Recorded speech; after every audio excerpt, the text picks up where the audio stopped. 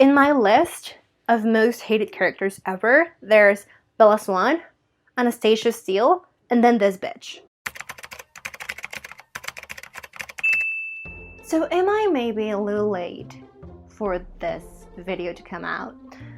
Yeah. Do I care? No. Hello friends, hi, how are you? How are you doing? How are you feeling? I hope you're having an amazing day today.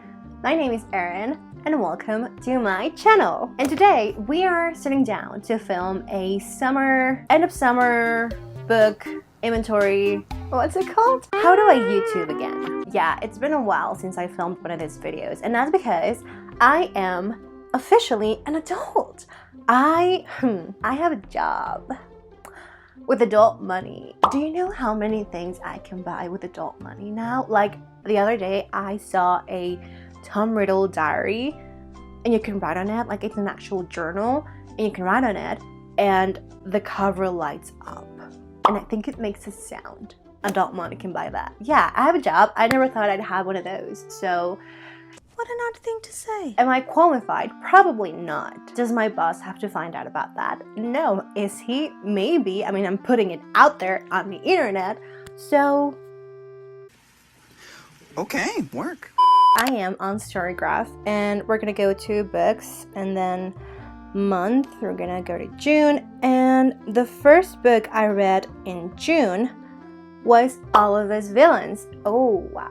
This book, imagine the Hunger Games but with magic, and it's like this Olympics and you choose one member of your family, like a teenager, and I think there are 5 families and all of them compete to the death for this really rare source of magic, like really powerful magic. But this time it's different because the kids, they're kids, they're children, they're like 16, 17, 18, I think. They all have their own trauma and they're all, fighting their inner demons and their family's expectations and the history, and yeah, it's a lot. But imagine the Hunger Games with magic, but also add to that the dynamic element of Six of Crows. And I think that's what this book is. It's so good, it's so entertaining, and it's addictive, and it ends on such a cliffhanger, and I cannot deal with cliffhangers. So the next book is One Last Stop by Casey McQuiston, and this book is just fluff on fluff on fluff on fluff.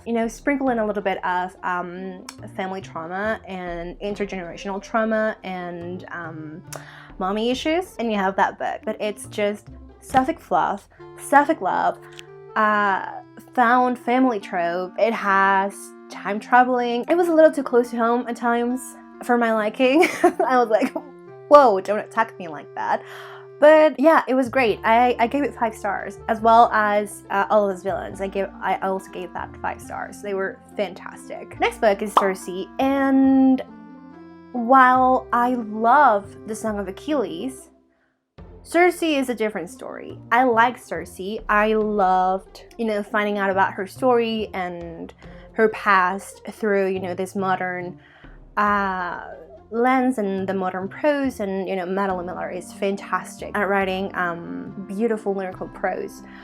But Circe was just boring. It didn't give what needed to be gave. I didn't feel that. I didn't really have a connection with her. I mean, she's a bad bitch, don't get me wrong. She's a really bad bitch, and she is powerful and she knows what she wants, and once she's out of her family's grip, she's like, no one's gonna make me feel like that ever again, and she doesn't let anyone make her feel like that ever again.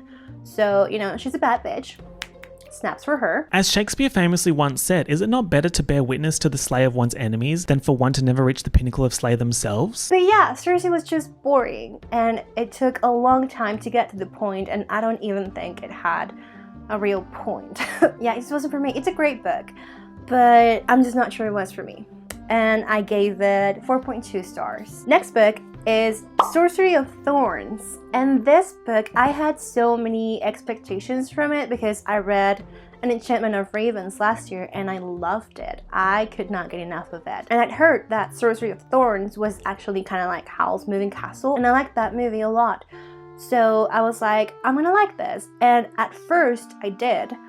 But the story just takes so much time to develop and like get to the point. And the romance is kind of like in the background, and at times it seems like the main character is actually developing a relationship with not the love interest. Like the love interest has a demon who serves him. It seems at times, most of the book, that the main girl is forming a real like romantic attachment to the demon, which is like, no, your love interest is this guy right here, but we don't see him for most of the book. It's weird and it's slow and it's cute, and the story is actually really good, but it just takes so long. If it had been maybe 100 pages shorter, it would have worked better. And for that reason, I gave it 3.75 stars. Ooh, next book was Notes on an Execution, and this book just blew my mind. It's so good. It's from the perspective, you get several POVs, and it's about this man who's on death row for killing, I think it was 3 girls. But yeah, we follow him, and it's his last couple of days. We follow his mother when she was young, and then when she's older, and you know, the reasons why she did what she did. We follow a girl he met in an orphanage. Who else do we follow? Oh, we follow his wife's sister. The story is so rich and nuanced, and I think the author's writing style, Dania Kafka, I think her writing style is so nuanced, and it conveys so many emotions. It takes root deep down inside you, and it makes you feel compassion for pretty much everyone in the story, you know, at times including the murderer. And I think that's what a good author does, you know.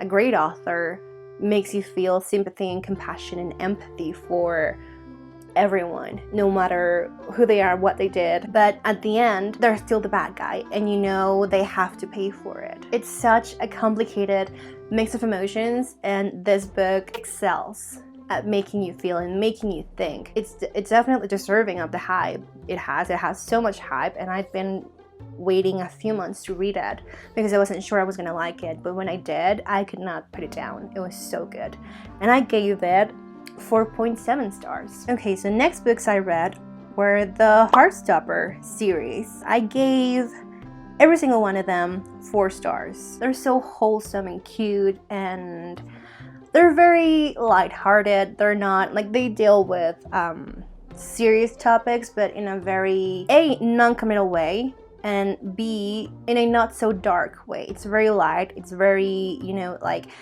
if a teenager is reading this, they can maybe relate to it. They're not gonna feel judged for it, blamed or shamed. I think it's very understanding, and I think it's very, yeah, it's just very cute. It's very cute, and the romance is cute, and I love Nick and Charlie with all my heart. But I think I do prefer the show. I think it's more nuanced. The characters are just much more developed than they are in the comic books, and I honestly cannot wait for season 2. I am so excited about it. Okay, so let's go to July, and the first book I read in July, I read The Summer I Turned Pretty trilogy. You see, I saw the series announced, and I saw that Dr. Taylor Swift was going to be part of the soundtrack, and I was like, well, say no more, I'm gonna watch it. But then I found out that they were books by one Miss Jenny Han. I love Me to All the Boys I've Loved Before. And so I decided to read them. I read 1 book per day because I couldn't take more than that. They're just so bad. They're so bad. Like, I feel like I was generous with my reading. It's just no plot, just vibes. The vibes were okay. They were, you know, very summery vibes, very nonchalant, very shallow 15-year-old, doesn't give a shit about anything except boys vibe. You know, book 1 and book 2, they're okay. And I gave each of them 3 stars. But then we get to book 3, and everything I liked about the books just gets thrown out of the window. And suddenly we're dealing with a very toxic relationship. We're dealing with a very impromptu engagement that comes out of guilt and out of a cheating scenario. It's just not good. I hate every single one of those characters except for maybe Belly's mom and Conrad. The rest can fucking die. I don't care. They're so bad, and I gave it 2 stars. I couldn't give it any more than that, and I don't think it deserved any less than that, because the drama, it was salacious. It was juicy. You know, the tea was piping, the tea was giving. Yeah. Then I read A Box of Bones by Marina Cohen. This book is a middle grade book. It's about a girl who lives with her grandfather and her dad. Her dad's like a very type A, very serious, responsible, like somber person. And her grandfather is just the complete opposite. You know, he's caring, he's loving, he's affectionate, he's warm. And so this girl is very much like her dad in that regard. And one day she's out with her grandpa and they come across this, I think it was a mime or a man with a hat. A mime with a hat or a man with a hat. The point is, the man didn't speak. He gives her this wooden box that's filled with like circles. Now, I think that very same day, the girl's very intelligent, and she starts figuring out how to open the box. And inside there are these cubes with different pictures. And so she thinks nothing of it at first, but as the days go by, things start happening that relate to the pictures, the carvings in the wooden cube. She finds out things about her mom.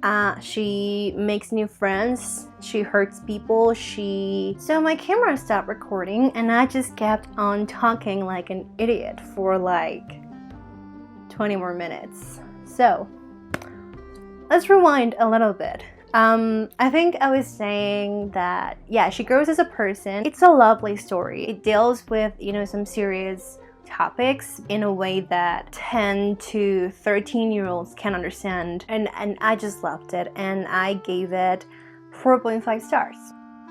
Next book is Conversations with Friends by Sally Rooney. And, you know, last year I read Normal People.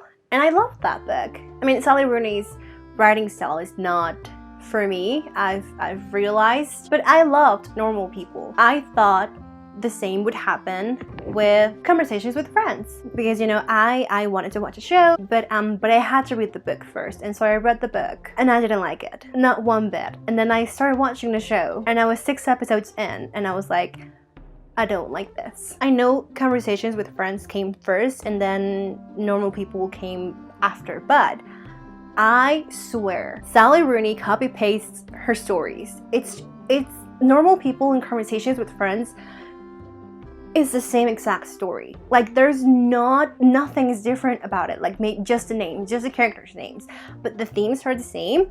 The story is the same. There's even a trip to a European country, an old European country with beautiful scenic beaches and whatnot. It's the same. It's the same. Like, the main character is as if not more bland, empathetic, and obnoxious, and just more stupid than Marianne is in Normal People. I don't even remember her name. I was enraged the entire book, and then I was bored. And then I wanted it to end. I don't think I'm gonna read another Sally Rooney book. They're just not for me. They're not my thing. They're not, I don't vibe with them. You know, I love Normal People, but you know, I love Connell, I love Marianne, I love their story, and I even love the ending. But the themes in the book and her writing style, Sally Rooney's writing style, I actually wrote a note about it. It's a paragraph, and the paragraph says, Melissa and Bobby came back with drinks. I noticed that Nick had dropped my name into conversation as if to show that he remembered me from last time we talked. Of course, I remembered his name too, but he was older and somewhat famous, so I found his attention very flattering. And in my note, I wrote, I kind of enjoy her matter-of-fact writing style. It's cynical and clean, and it is. But that cynicism and cleanness become very quickly very boring and obnoxious. And yeah, it's just not for me. So I think I'm gonna skip Beautiful World, Where Are You? Or, you know, whatever it's called. Sally Rooney is just not for me. I gave it 2.75 stars. And that's that on that. I don't even think I'm gonna finish the show, but we'll see. Then I read All the Young Dudes, book number 2. And again, this is a Harry Potter fan fiction. It's a Wolfstar fan fiction. If you don't know who Wolfstar are, it's a ship name for Sirius Black and Remus Lupin. And this book follows their love story. You know, it's the Marauders era. I do have one note though on both of these books, but especially this one, and it's that they are so long. Some parts in this book just drag for so long, and it's a bit tedious. It's not boring per se because everything about it I find so interesting, but it is a bit tedious. But other than that, I love it. I cried, I sobbed, I cried happy tears, I cried angry tears and sad tears. I was falling in love, I was happy, and then I was sad, and then I was angry, and then I was distraught. It's such a good mix of emotions, and the writing style is also so good. It's so good. The author, I don't know their name, but they know their shit. They know what they're doing. The only other note that I have, no one can capture Dumbledore's essence and personality the way J.K. Rowling does. This Dumbledore is a bit more crude and rough and not as kind as, you know, in the original books. Anyway, I loved it. I enjoyed it. I think I'm procrastinating reading the third one because I know what's coming and I don't like what's coming. So I don't wanna be in pain just yet. But yeah, I gave this one 4.75 stars and I absolutely loved it. Okay, then we have Just One Day by Gail Forman.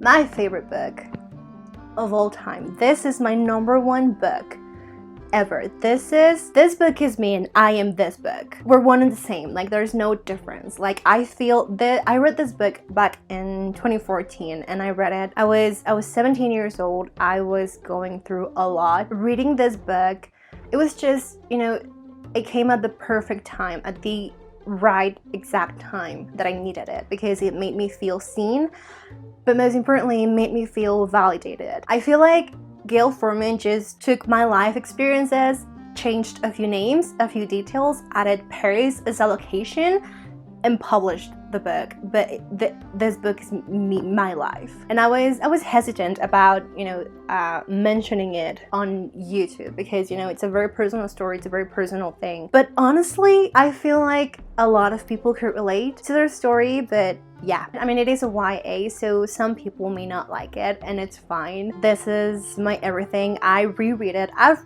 read it pretty much once every single year. I think I've read it 8 times so far. I've skipped a few years because I read the second part just 1 year, which is Willem's side of the story. I just love these books. I adore them. They're fantastic, and they're not only very nostalgic for me, but they just have an enormous place in my heart, and I will always love them. It was a 5-star read for me. I always learn something new about myself when I reread it, and this time was no different. So yeah. Next, we have The Song of Achilles by Madeline Miller. And this was a reread for me. This was for my Greek mythology video, and I'll link it right here. And I actually go a little bit more in depth with my description, a little bit more because I had to cut like 20 minutes of it, otherwise the video would have been like an hour long. I go more in depth in it, and I'm gonna link it right here for you to watch. This was a 4-star read this time around, and I mean, I'm always gonna love it. Let's go to August. August kicked off in the best way possible. I read The Kayla Kingdom by Alexandra Christo, and this book is phenomenal. I'd put off reading this book for so long because I was afraid that it was gonna be like The Selection. I don't like The Selection, so I was very hesitant about it for that reason. But when I read it, oh my god, it's absolutely nothing like The Selection. It's the complete opposite. This book is magnificent. This book should be a masterclass on how to write fantasy. The world building and the characters and the story. It has the enemies to lovers trope. It has the I don't want to love you but I can't help loving you trope. It's so good. So I'm editing the video and I just realized I did not even give you the briefest of summaries for the book. But it's basically a Little Mermaid retelling, but make it YA, but with more blood and betrayal and heartache, and you don't know who to trust. And that's what's so good about the book.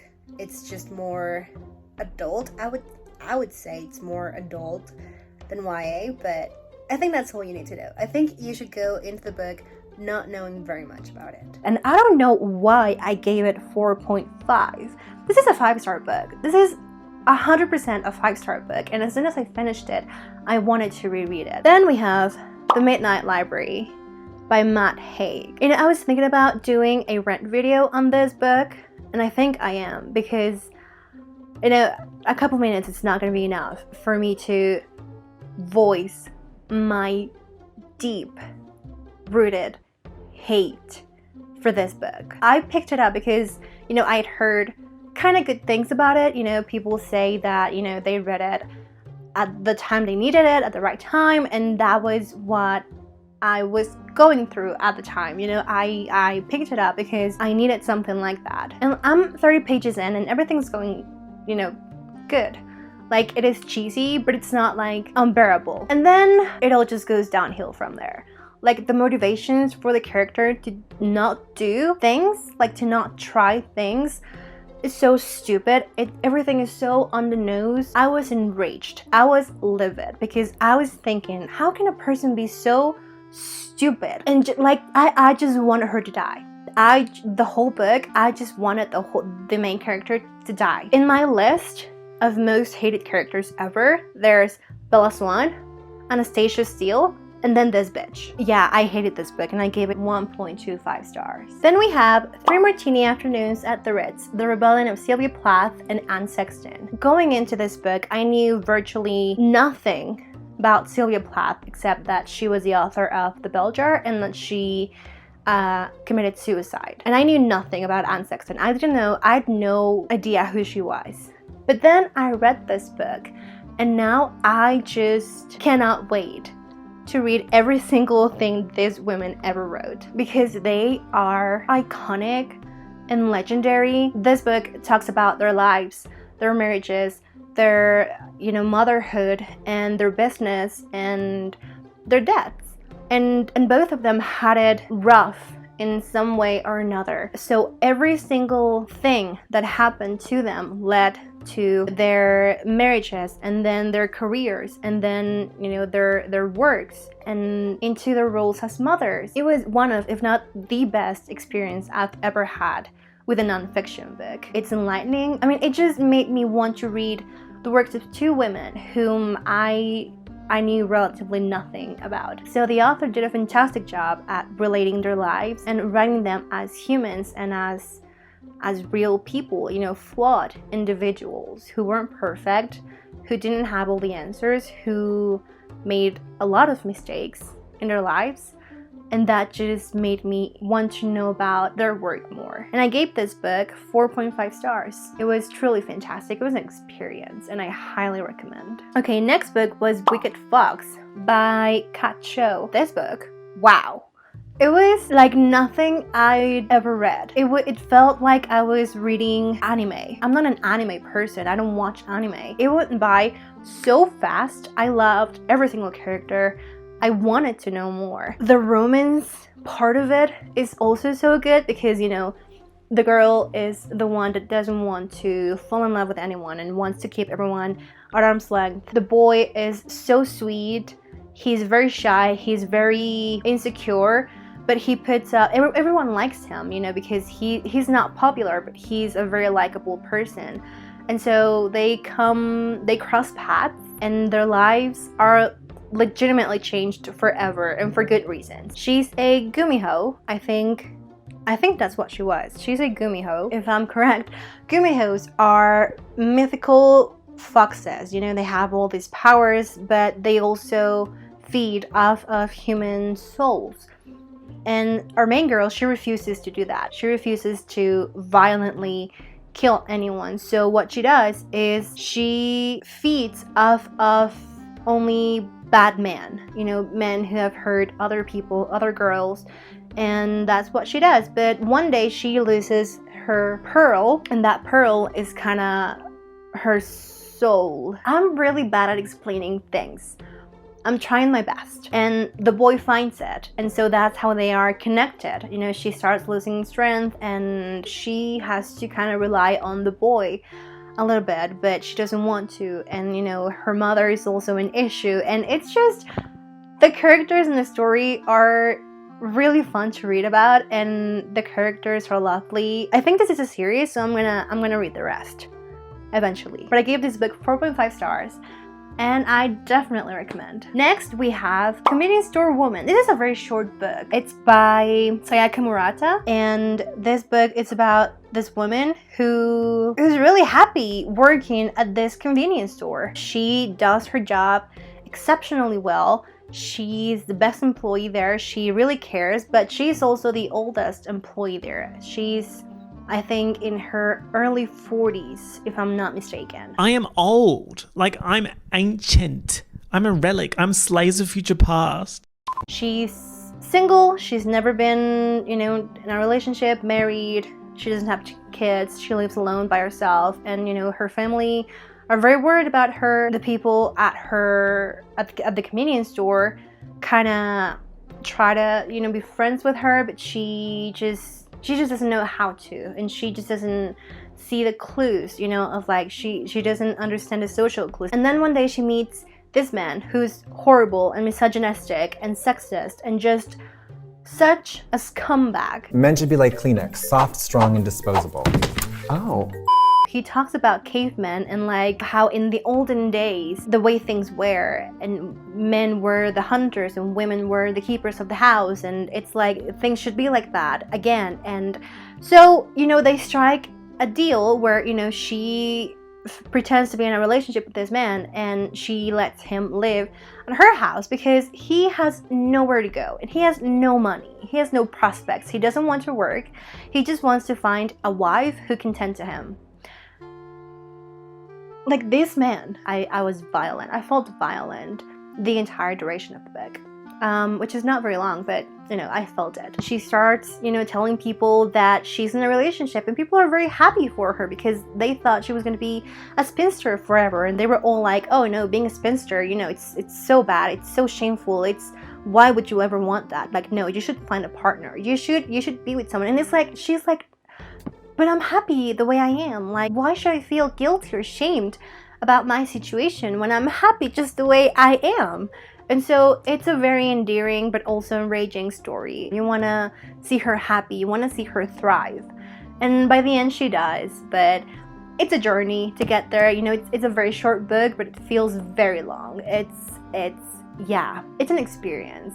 It's a really good one. And I actually gave it 3.5 stars because, you know, the man, I couldn't stand him, so that diminished my enjoyment of the experience of the book. Oh, the last book I read in August was Gods of Jade and Shadow. This is by Silvia Moreno Garcia, and last year I read Mexican Gothic. And you know, I liked the book, but I felt like for half of the book, nothing happened. Absolutely nothing happened. And it wasn't boring, it just lacked action and happenings. But this book was the complete opposite. You know, it was filled with action and adventure, and something was always happening. You know, things were constantly changing. The ending I felt was a bit rushed. I felt like the conflict was bigger, and it was resolved a little bit too quickly for my liking. There's a romance aspect to it, but it's not overly present or overpowering in the story. It comes at just the right places, and I appreciate that. This girl that is being abused by her family, you know, she's not treated right. Her mother keeps telling her, you know, just hold on until her grandfather dies, so he gives us the inheritance he promised us. Deep down, she knows that the grandfather is not going to do that. And if he does, her cousin Martin, he's just gonna take advantage of that and not gonna give them the money, and he's just gonna keep them as their servants, as his servants for the entirety of his life. And it's just, she wants something different. She wants to get out of there. And so one day, her grandfather has a chest, a very old chest. And so one day she opens it, and a piece of bone lodges into her finger. And from then, the god Hunkame is released from his imprisonment, and the story unravels from there. And it's really good. Again, the ending was a bit rushed for my liking, and also I wanted the end to be a bit different. It's a Red Queen situation where Kyle does something that Mare is telling him not to do because it's not worth it, and then a few months later he's like, you were right, it's not worth it, I don't like it anymore. I'd say I'm surprised, but I know who you are. I think I prefer Mexican Gothic. It wasn't horror. I mean, I wasn't scared. It wasn't horrifying. It didn't have anything horrifying or horrific. And this was a 3-star book for me. Some of these ratings are wrong. And Gods of Jade and Shadow is not a 3-star book. This is a 4-star book. And that's it. That was my summer wrap-up video. This was a very chill video to film. I had a good time. I mean, I didn't like the fact that I was speaking like an idiot for like 20 minutes. Other than that, I hope you guys had a really good time too. Let me know how your summer wrap-up looks. Also, let me know if you've read any of these books or if you're planning to read any of these books. I loved most of them, and a couple were misses for me, but I'm still so pissed about the Midnight Library. It's so bad. I hate it so much. Like, I don't hate books very often. I think I only hate like 3 books, and that's it. Now, the Midnight Library is one of those books, and I absolutely hate it. I absolutely despise it. It's not good. Honestly, I'm still so pissed off. I'm still so angry. Anyway, if you like this video, don't forget to hit the like button and subscribe to my channel. Leave a comment down below telling me everything about your summer wrap-up list. I really want to know. Also, let me know if you've read the Midnight Library. Do you like it? Do you hate it? Are you like in between? Do you not care? Like, please let me know. Let me know that I'm not the only one feeling like this. I hope you liked this video. Don't forget to stay sane, stay healthy. I'm Erin, and I will see you in the next one. Bye!